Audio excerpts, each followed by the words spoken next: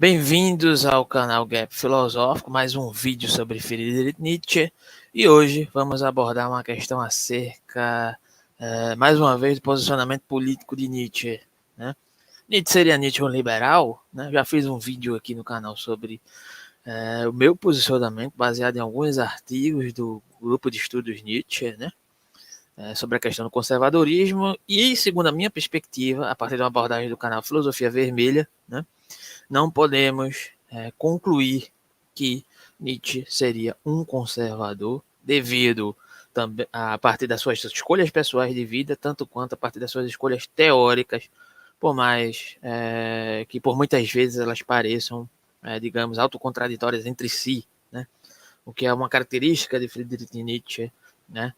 Da fluidez do seu pensamento, ou pelo menos enquanto proposta de fluidez do seu pensamento, elaborar uma questão. Então, outro dia desses, a partir da nossa proposta que está sendo feita aqui no canal, né, a partir do diálogo que estamos provocando, né, de um dos projetos do nosso canal Gap Filosófico, que trata da relação de Nietzsche e Frankl, né, proposto por Sérgio Ferreira. Em um desses debates surgiu uma questão de uma possível veia liberal em Friedrich Nietzsche, né? Uma discussão acerca disso. Seria Nietzsche um liberal? Seria Nietzsche alguém que, de certa forma, faz uma ode ao pensamento liberal, à noção de individualismo ou de indivíduo? De antemão, eu já antecipo que, diante da minha interpretação, isso não seria possível, porque, primeiro, né, o liberalismo, assim como o socialismo, por mais que Nietzsche tenha digamos, uma visão rasa, entre aspas, né? E aqui eu digo entre aspas, porque seria uma visão generalista do socialismo, né? Não há indícios que Nietzsche leu Marx e como o pensamento de Marx reverberaria na questão das mais divergentes castas, digamos assim, entre aspas, talvez não seja a palavra adequada, mas do socialismo que reverbera a partir de Marx, né? Talvez Nietzsche tenha uma visão generalizada do que era o socialismo, mas mesmo assim, as críticas de Friedrich Nietzsche chegam assim a tocar no âmbito das perspectivas das ideias modernas que perpassam o socialismo, assim como o do liberalismo, né? O que causa muita confusão, certas vezes, no que concerne a questão de entender Nietzsche como um liberal, creio eu, né, pelo menos até o presente momento, quem estiver assistindo aí pode deixar o seu comentário, né, que tiver um aprofundamento também Nietzsche, gostar de estudar Nietzsche, ou simplesmente discorda do que eu estou falando aqui, pode deixar o comentário aí embaixo, né, é que Nietzsche utiliza a noção de liberdade, em um primeiro momento, fazendo um elogio à noção de liberalismo, digamos assim, de um modo geral, né, não só no aspecto econômico, né, apesar de haver alguns teóricos que fazem essa divergência entre os aspectos do liberalismo clássico, os aspectos econômicos do liberalismo clássico e os aspectos teóricos, eu não consigo ver, digamos assim, uma diferenciação entre os aspectos teóricos liberais clássicos, né, como, por exemplo, Adam Smith, né, presentes, por exemplo, em A Riqueza das Nações, né, alguns aspectos teóricos contidos lá da teoria econômica. Na verdade, são os aspectos teóricos ideológicos, como disse Marx, que impulsionam, em certo sentido, a aplicação ou a pretensão de aplicação das teorias econômicas, mas isso já é outra questão, né? Mas no que concerne a Nietzsche, né, por muitas vezes, alguns aspectos da sua análise, o seu pressuposto de análise da noção de liberdade, ele reverbera, né, de certa forma, como uma coincidência do termo, em alguns aspectos, do liberalismo em sua amplitude, né, em sua noção clássica e na reverberação atual, né, e por muitas vezes você pode interpretar Nietzsche, talvez, não, na minha interpretação, erroneamente, como um liberal ou como alguém que faz ode, digamos, a alguns aspectos do indivíduo, da liberdade do indivíduo, enquanto ele trabalha a dimensão da liberdade disso que se constituiu enquanto individualidade, não necessariamente enquanto indivíduo, porque o indivíduo também estaria no âmbito da crítica das ideias modernas, né? Ele fala de um âmbito da liberdade muito particular que remonta um resgate de um ideal aristocrático. Aí sim, em certo sentido, você poderia até afirmar que há algumas características em Friedrich Nietzsche que remontam a um tipo de pensamento reacionário, não no sentido estritamente político, mas pode reverberar nessa questão, né? de tentar resgatar a moral do guerreiro de Areté, né, que é uma moral aristocrática, é uma moral da aristocracia, né, que se calca pelo embate entre iguais, que se calca pelo embate entre uma determinada assunção de um conflito, né, da dimensão da vida, que vai remontar a perspectiva da noção de vontade de potência em Nietzsche, né, e é nesse sentido que ele faz, uma análise que pode confundir algumas pessoas inicialmente acerca do liberalismo, né? Porque o liberalismo inicialmente ele se pauta justamente por esse âmbito da disputa, né? Mas com fins bem definidos, né? Os fins bem definidos são fins de predominância e não de uma concomitância da guerra, do conflito, né? Entre iguais que uma moral aristocrata poderia propor, né?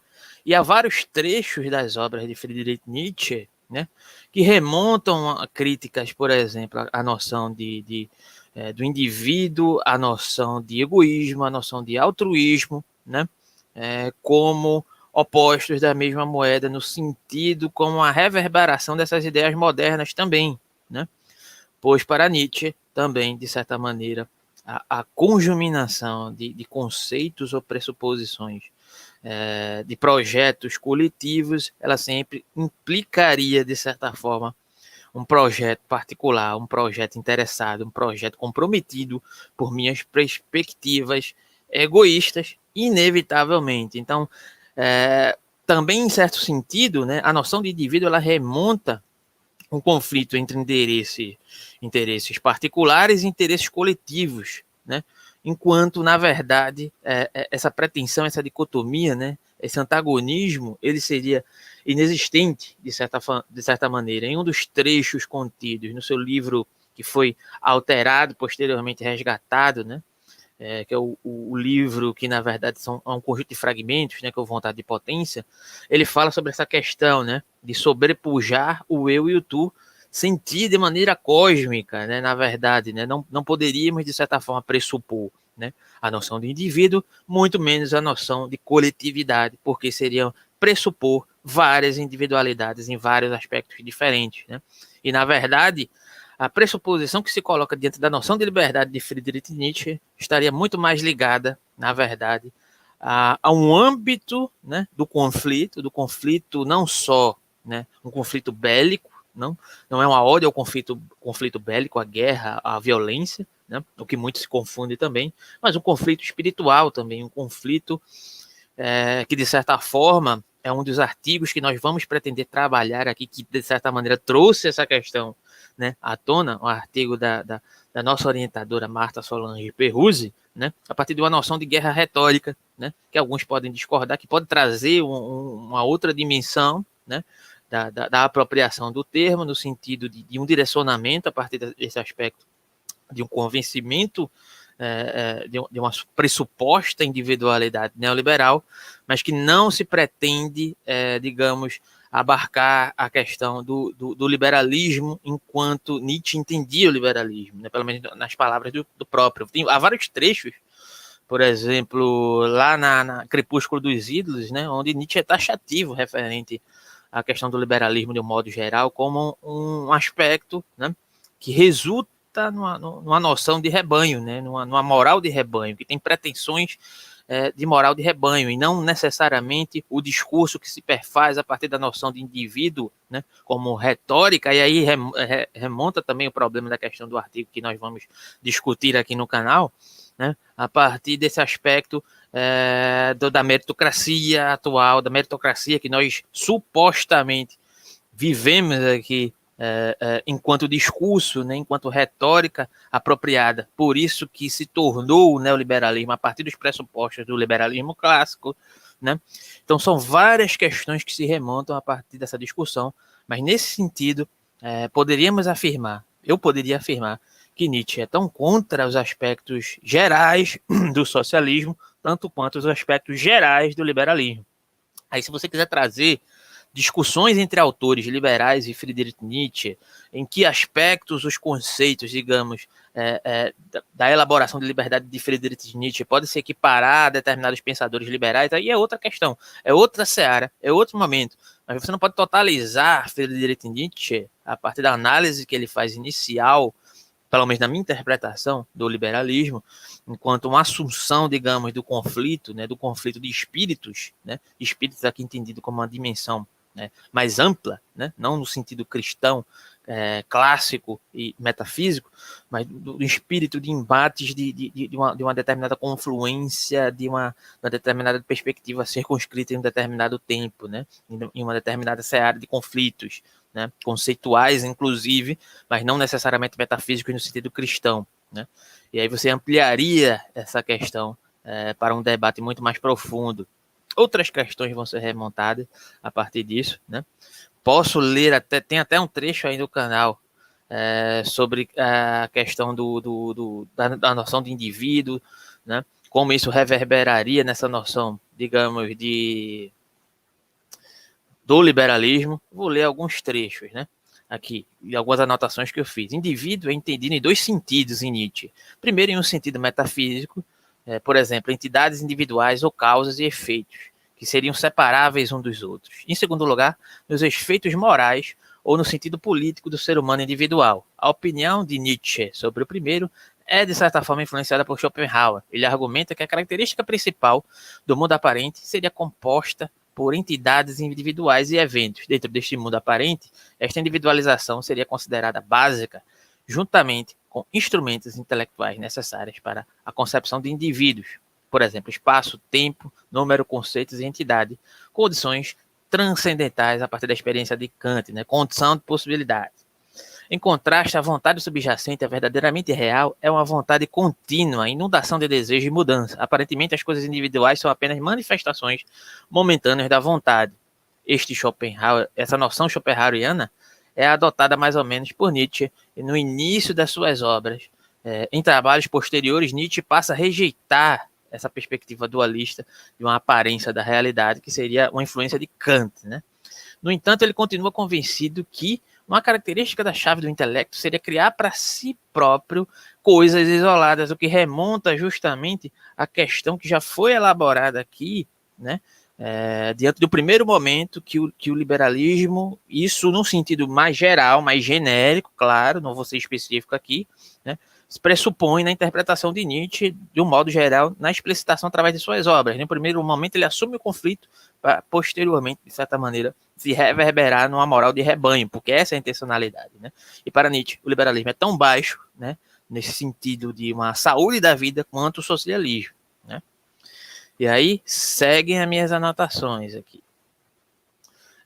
E esse criar para si mesmo seria algo, de certa forma, particularizado, e não não se tornaria uma noção de indivíduo constituído, né, como as ideias modernas pressuporiam, né? Então, sujeitos à formação de conceitos, ambas as quais envolvem uma cegueira a continuidades ou diferenças, para não haver entidades de fato idênticas. E o mesmo se aplicaria, no caso, de um modo geral, aos seres humanos, né? Então, a igualdade jurídica, a igualdade de determinados aspectos sociais, a pressuposição de igualdade democrática estaria perpassada por essas ideias modernas, né? Então, poderia parecer razoável que Nietzsche suporia que estaria a abraçar ou um tipo de individualismo radical associado ao liberalismo, em que indivíduos são valorizados por si próprios como verdadeiramente autônomos, ou um tipo de libertarianismo, que é uma variação desse tipo de pensamento, onde os direitos e liberdades individuais são a base para qualquer acordo político bem sucedido e justo. Então, nesse sentido, as opiniões da moralidade coletiva e outras ideias, incluindo as científicas, envolveriam a repressão da individualidade. Diante do século XIX, o liberalismo e o romantismo, ambas as versões, defenderiam essas versões que foram elencadas aqui, quando muitas vezes são associadas a Nietzsche, né? Ele parece sugerir frequentemente algo do gênero para um olhar mais apressado, embora, de um modo geral, ele coloque justamente uma advertência, uma moral de rebanho aos pontos que foram elencados acima, né? Encontram-se vários exemplos, né, em suas obras, por exemplo, Gaia Ciência 143, 335, né? E aí, posteriormente, a gente pode colocar aí na descrição, né? Ele argumenta que a moralidade não passa de um interesse próprio, bruto, individual, para o indivíduo enquanto legislador, e onde suplanta leis que tendem a favorecer uma determinada utilidade comunitária sobre o pessoal. Em outros termos, a história da moralidade não é nem criação, nem a aniquilação do individual. Em vez disso, modifica o sentido do indivíduo e a sua capacidade, entre aspas, espiritual, de perseguir certos objetivos ideais, né? E é justamente isso que se trata. É uma questão delicada de se compreender, né?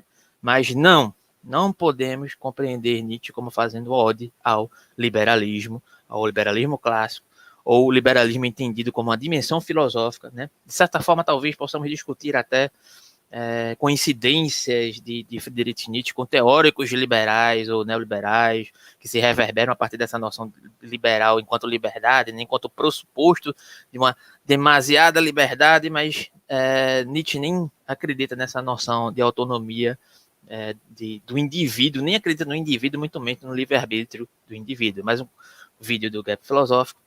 Se curtiu, deixa teu like, deixa teu comentário. A chave Pix segue embaixo na descrição, caso queira ajudar nosso canal. Desde já, muito obrigado, né, por acompanhar o nosso canal, né? Deixa aí teu comentário, tua dúvida, né?